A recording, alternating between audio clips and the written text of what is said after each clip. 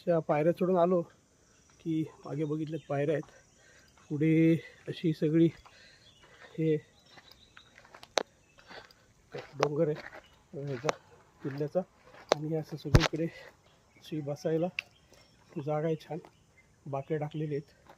आणि इकडे अशी ही गुफा आहे, आणि गुफेत आता आपण बघू काय गुप्त गुहा लिहिलेली आहे वरती, गुप्त गुहा. आणि इकडं बाजूला हे आहे ते गुफेच्या साईडला बसण्यासाठी एक खिडकी आहे, समोर बघितलं ही खिडकी आहे, जागा आहे.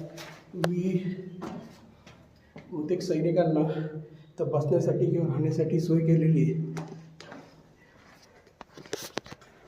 ह्या गुफेमध्ये बहुतेक पूर्वी सैनिक राहत असतील, त्यांच्या राहण्यासाठी